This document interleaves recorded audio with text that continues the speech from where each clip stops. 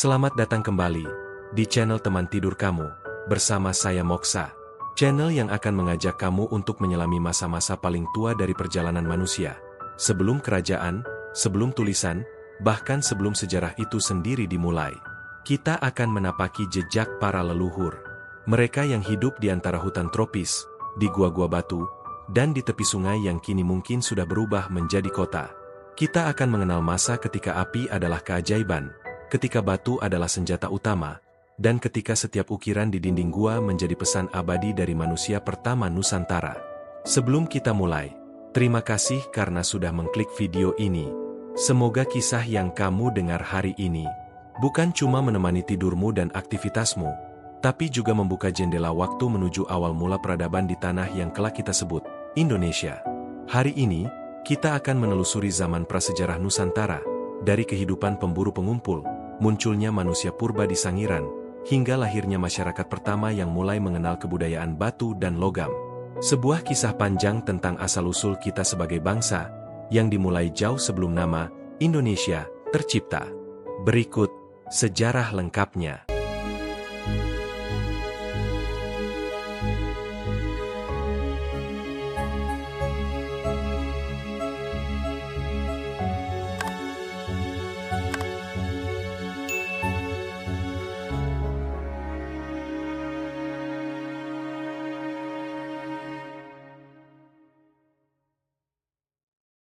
Sejarah. Prasejarah Indonesia adalah sebuah periode panjang yang membentang dari masa Pleistosen, zaman ketika manusia purba pertama kali menginjakan kaki di kepulauan ini, hingga sekitar abad ke-4 Masehi, saat masyarakat Kutai menulis prasasti batu pertama yang menandai lahirnya catatan sejarah di Indonesia. Namun, berbeda dengan wilayah Eropa atau Timur Tengah yang memiliki batas jelas antara masa prasejarah dan sejarah, pembagian waktu di Nusantara jauh lebih kabur. Kondisi geografis Indonesia sebagai negeri kepulauan membuat tiap wilayahnya berkembang dengan kecepatan yang berbeda-beda. Beberapa daerah sudah mengenal tulisan sejak awal abad ke-4, seperti di Jawa Barat dan pesisir Kalimantan Timur. Sementara itu, budaya megalitik, yang menandai zaman batu besar, masih terus hidup di berbagai daerah lain, seperti Nias dan Toraja, bahkan hingga berabad-abad kemudian. Di ujung timur, masyarakat Papua masih hidup dalam tradisi yang menyerupai zaman batu hingga awal abad ke-20, saat mereka pertama kali bersentuhan dengan dunia modern.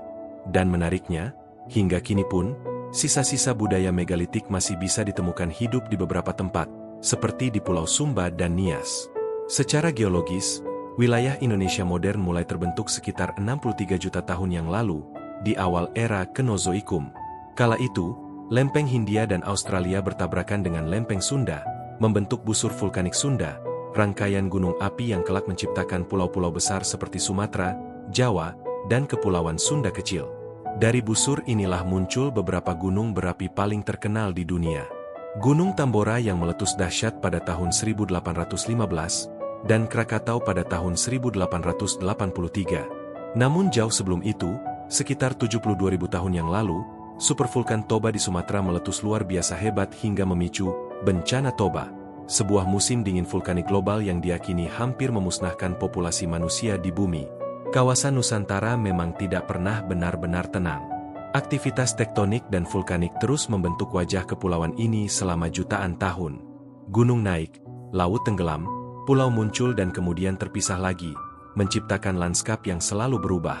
Pada masa Pleistosen, Kepulauan Indonesia hampir mencapai bentuknya yang kita kenal sekarang.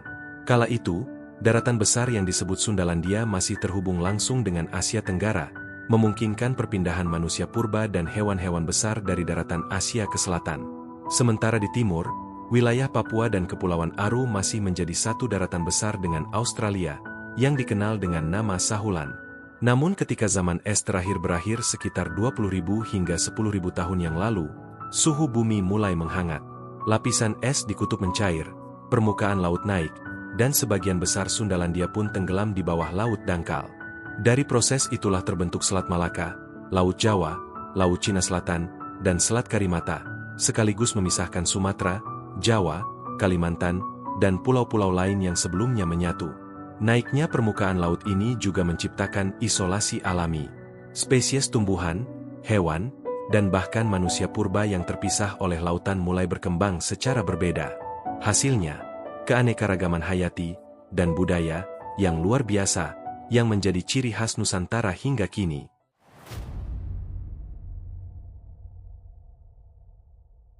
Periode migrasi manusia di bumi Nusantara. Setelah bumi Nusantara terbentuk dan perlahan menenangkan dirinya dari letusan dan gempa yang tak berkesudahan, tibalah masa ketika manusia mulai menapakkan kaki di tanah ini. Sebuah babak baru dimulai, kisah panjang evolusi dan migrasi manusia yang akan membentuk sejarah kepulauan Indonesia. Berikut periode migrasi manusia di bumi Nusantara.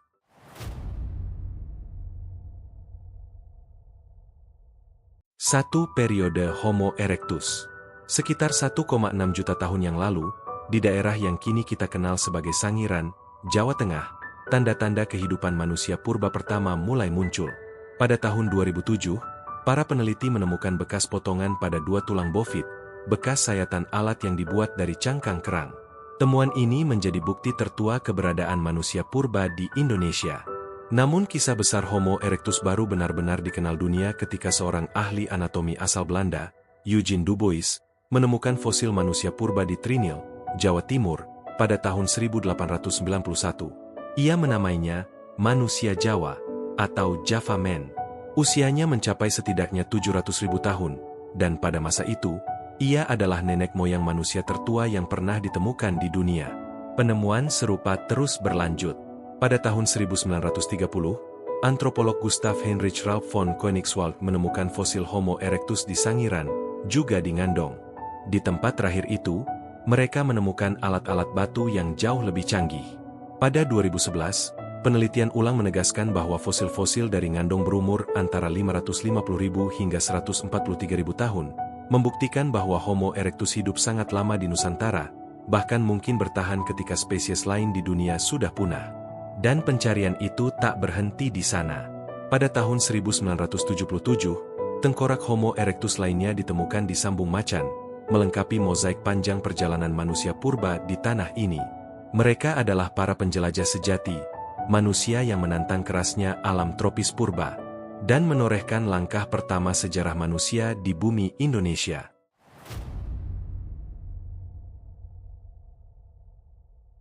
2. Homo floresiensis. Jutaan tahun setelah Homo erectus, sebuah temuan menakjubkan kembali mengguncang dunia ilmiah. Tahun 2003, di sebuah gua kecil bernama Liang Bua, di Pulau Flores, para arkeolog menemukan fosil makhluk yang sama sekali tak terduga. Tubuhnya mungil, tingginya hanya sekitar 1 meter, dan otaknya seukuran jeruk bali. Makhluk itu diberi nama Homo floresiensis, atau yang lebih dikenal dengan julukan manusia Flores. Fosilnya berumur antara 74.000 hingga 13.000 tahun, dan penemuannya membuat dunia tercengang.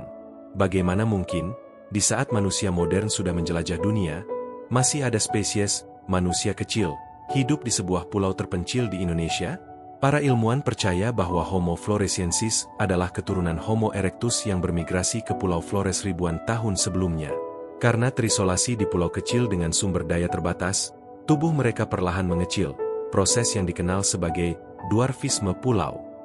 Awalnya, Homo floresiensis diperkirakan hidup hingga 14.000 tahun lalu, tetapi penelitian lanjutan menunjukkan bahwa mereka mungkin telah ada sejak 700.000 tahun yang lalu, dan baru benar-benar punah sekitar 50.000 hingga 60.000 tahun yang lalu. Yang lebih mengejutkan, pada tahun 2010, ditemukan pula alat batu berusia 1 juta tahun di Flores, bukti bahwa pulau itu sudah lama dihuni oleh manusia purba yang cerdas. Homo floresiensis adalah pengingat bahwa evolusi manusia tidak selalu berjalan dalam garis lurus. Di pulau kecil itu, dalam keheningan dan keterasingan, mereka bertahan, membangun dunia kecilnya sendiri, hingga akhirnya waktu menelan mereka dalam diam.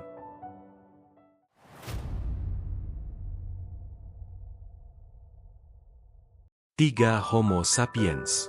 Setelah Homo erectus dan Homo floresiensis perlahan menghilang dari panggung sejarah, bumi Nusantara kembali menunggu sang penghuni baru. Gelombang migrasi berikutnya datang membawa spesies yang berbeda, lebih cerdas, lebih kreatif, dan mampu menaklukkan samudra luas. Mereka adalah Homo sapiens, manusia modern, leluhur kita semua.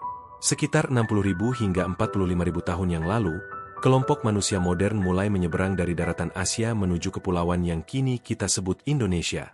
Pada masa itu, es di kutub mulai mencair setelah zaman es terakhir, menenggelamkan dataran rendah dan membentuk ribuan pulau, menciptakan wajah kepulauan Nusantara seperti yang kita kenal hari ini. Para Homo sapiens ini bukan manusia biasa. Mereka sudah menguasai teknologi maritim tingkat tinggi, mampu membangun rakit dan perahu sederhana untuk menyeberangi lautan. Bukti luar biasa datang dari Timur-Timur, di mana pada tahun 2011 ditemukan sisa-sisa ikan laut dalam seperti tuna, berusia lebih dari 42.000 tahun.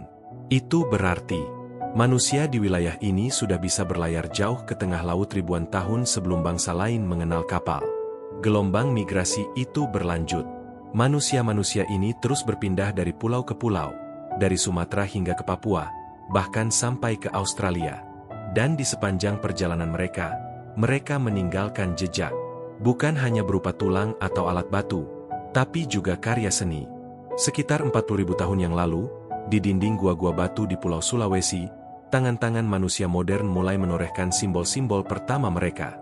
Dengan menyemburkan pigmen merah dari mulut, mereka menciptakan lukisan cap tangan, membentuk bayangan diri mereka di batu, seolah ingin berkata, "Kami pernah hidup di sini." Namun tak hanya itu. Di gua-gua Maros Pangkep, para pelukis purba ini juga menggambar babi hutan, kerbau mini, dan hewan-hewan liar endemik yang hidup di Sulawesi kala itu. Lukisan-lukisan ini berusia lebih dari 44.000 tahun, menjadikannya seni gua tertua di dunia, bahkan lebih tua dari lukisan di Eropa seperti Altamira atau Las Caus. Pada Desember 2019, tim peneliti yang dipimpin oleh Dr. Maxim Aubert menemukan adegan perburuan lengkap, menggambarkan manusia mengejar babi dan kerbau. Usianya lebih dari 44.000 tahun. Dan 2 tahun kemudian, di Gua Leang Tedonge, ditemukan lagi lukisan seekor babi kutil dengan 2 cap tangan di atasnya, berumur 45.500 tahun. Bayangkan, tangan-tangan yang meninggalkan cap itu adalah tangan manusia yang hidup puluhan ribu tahun sebelum piramida Mesir berdiri. Tak hanya melukis, manusia purba di Sulawesi juga sudah mengenal seni dan simbolisme. Dari gua-gua batu kapur di sana ditemukan ornamen tulang dan gigi, berasal dari babi rusa, hingga kuskus beruang. Perhiasan ini berusia antara 22.000 hingga 30.000 tahun, bukti bahwa mereka sudah memiliki kesadaran estetika dan spiritual. Mereka tidak hanya bertahan hidup, mereka juga ingin bermakna. Seiring waktu, penduduk awal Nusantara, bangsa Negrito dan Australo-Melanesia, mulai mendominasi wilayah ini. Mereka menghuni hampir seluruh kepulauan Indonesia hingga sekitar 6.000 tahun yang lalu, ketika 2 gelombang besar migrasi manusia datang dari arah utara, dari daratan Indochina dan Tiongkok Selatan.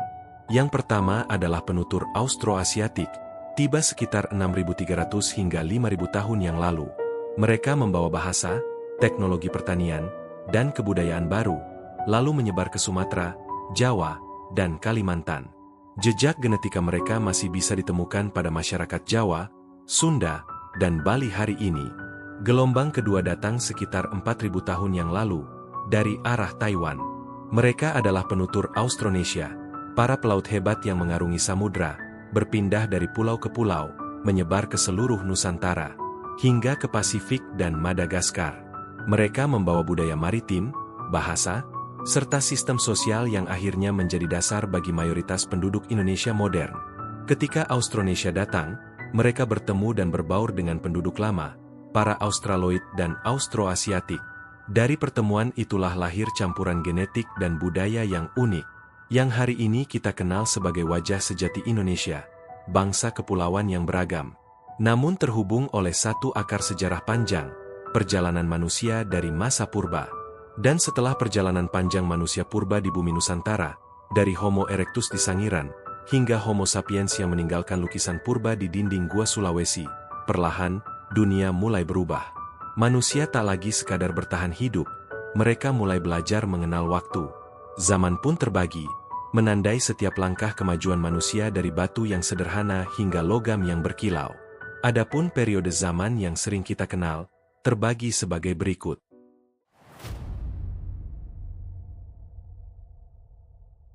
1. Zaman Paleolitik. Pada masa ini, Homo erectus sudah mulai menggunakan alat-alat batu sederhana dan kasar, serta alat-alat dari kerang. Temuan alat seperti ini banyak dijumpai di Sangiran dan Ngandong, dua situs purbakala yang menjadi saksi awal kecerdasan manusia di Nusantara. Dari analisis pada fosil mamalia Pleistosen, para peneliti menemukan 18 bekas sayatan di dua tulang bofit, bekas potongan daging dengan alat dari serpihan kerang tebal. Temuan yang berasal dari formasi pucangan di Sangiran, sekitar 1,6 hingga 1,5 juta tahun yang lalu, ini menjadi bukti tertua penggunaan alat kerang di dunia. Bayangkan, bahkan jutaan tahun sebelum tulisan ditemukan, tangan manusia Nusantara sudah mampu menciptakan alat dari alam di sekitarnya.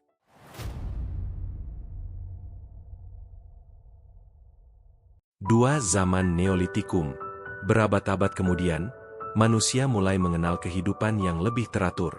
Mereka bercocok tanam, memelihara hewan, dan mulai menetap di satu tempat. Pada masa inilah, alat batu kasar mulai diasah hingga halus. Lahirlah kapak batu poles, cangkul batu, dan berbagai peralatan pertanian sederhana. Masyarakat Austronesia yang datang ke Kepulauan Indonesia membawa lebih dari sekadar bahasa dan budaya. Mereka membawa cara baru untuk hidup.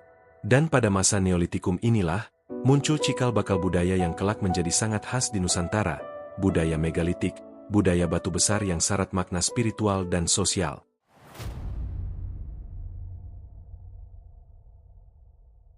3. Zaman Megalitik.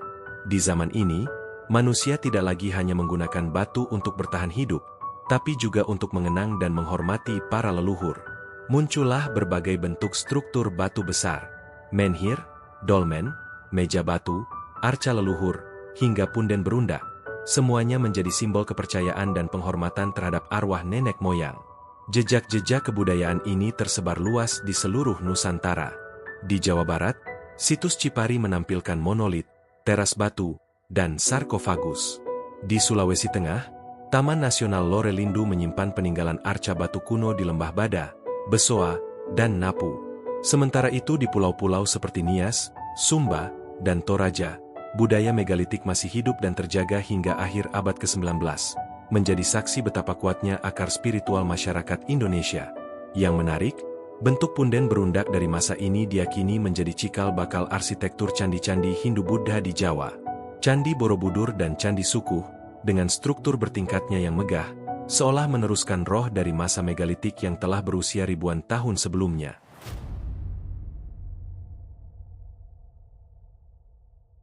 4. Zaman Logam.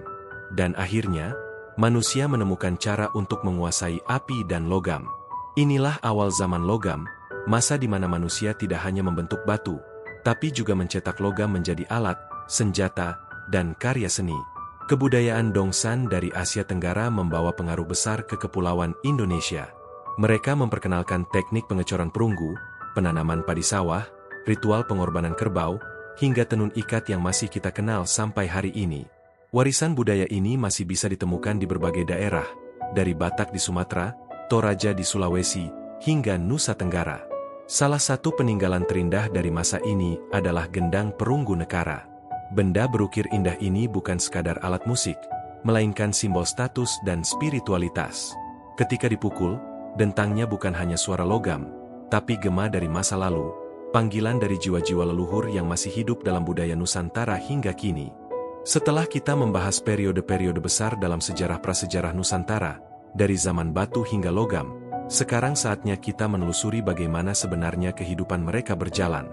Bagaimana mereka berpikir, berdoa, dan bertahan hidup di dunia yang masih liar dan belum mengenal peradaban seperti sekarang.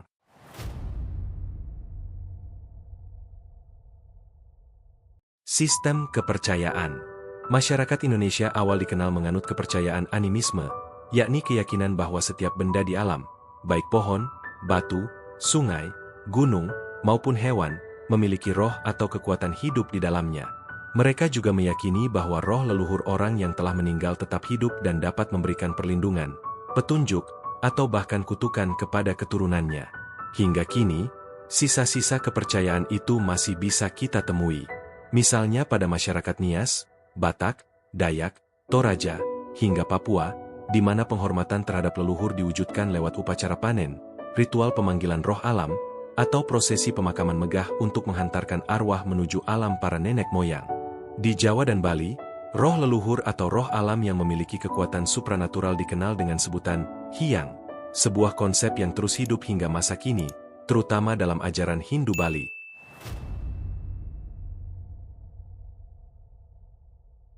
Cara hidup. Gaya hidup manusia prasejarah Indonesia sangat beragam. Ada yang masih hidup sebagai pemburu dan pengumpul, berpindah-pindah mengikuti jejak binatang buruan, dan memanfaatkan alat-alat batu kasar. Namun seiring berjalannya waktu, mereka mulai mengenal pertanian dan peternakan, bahkan membuat alat tenun dan tembikar. Kondisi alam Nusantara yang subur dan kaya air membuat pertanian, terutama budidaya padi sawah, berkembang pesat sekitar abad ke-8 sebelum Masehi. Dari sinilah lahir perkampungan kecil, lalu berkembang menjadi desa dan kerajaan-kerajaan awal pada abad pertama Masehi. Suhu tropis yang stabil, hujan yang melimpah, dan tanah vulkanik yang kaya mineral menjadikan Jawa salah satu pusat pertanian paling produktif di masa itu. Sementara itu, di pesisir utara Jawa Barat dan Banten, muncul kebudayaan Buni sekitar tahun 400 sebelum Masehi hingga 100 Masehi. Mereka sudah mahir membuat tembikar tanah liat dengan bentuk yang halus dan artistik. Budaya Buni inilah yang dipercaya menjadi cikal bakal lahirnya kerajaan Tarumanagara, salah satu kerajaan Hindu tertua di Nusantara.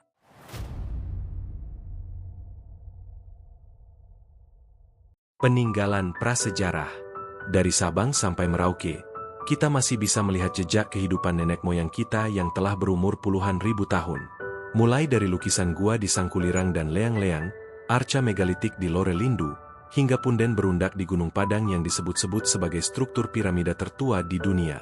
Beberapa situs penting lainnya antara lain Gua Putri, Batu Raja, Sumatera Selatan, Situs Pasemah, Lampung, Gua Sangkulirang, Kutai Timur, Kalimantan Timur, Lebak Cibeduk dan Cipari, Jawa Barat, Gunung Padang, Cianjur, Sangiran, Jawa Tengah, Wajak, Tulungagung, Gilimanuk, Bali, Leang-Leang, Maros, Sulawesi Selatan, Taman Nasional Lorelindu, Sulawesi Tengah, Liang Bua, Flores, Nusa Tenggara Timur, Raja Ampat dan Tutari, Papua.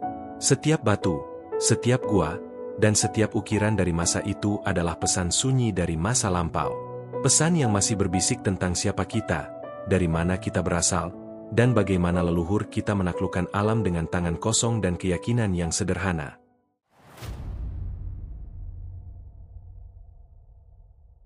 Dan begitulah, kisah panjang tentang masa prasejarah Indonesia. Sebuah periode di mana manusia belajar mengenal dirinya, mengenal alam, dan perlahan membangun dasar dari sebuah peradaban yang kelak menjadi megah. Dari alat batu sederhana di Sangiran, hingga menhir menjulang di Gunung Padang, semuanya adalah saksi bisu bahwa leluhur kita bukanlah manusia biasa. Mereka adalah penemu, pemimpi, dan pejuang yang menulis kisah awal Nusantara dengan tangan mereka sendiri. Kita mungkin telah jauh melangkah, dari gua ke kota, dari batu ke baja, tapi jejak masa lalu itu masih hidup di dalam darah dan budaya kita hari ini. Setiap ritual adat, setiap lagu rakyat, bahkan cara kita memandang langit malam, adalah warisan dari jiwa-jiwa yang pernah menatap bintang yang sama ribuan tahun silam. Terima kasih sudah mendengarkan cerita sejarah kali ini. Bagi kamu yang ingin menambahkan pendapat, berbagi cerita, atau mungkin punya versi kisah lain dari daerahmu, silakan tulis di kolom komentar, karena kami senang sekali mendengar sudut pandang dari teman-teman semua.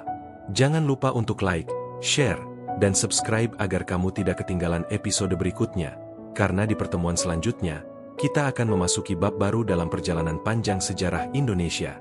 Sebuah masa ketika cahaya agama dan peradaban mulai bersinar terang di Nusantara, yakni periode kerajaan Hindu-Buddha. Sampai jumpa di kisah berikutnya. Dan semoga sejarah hari ini menemani tidur dan aktivitasmu dengan tenang.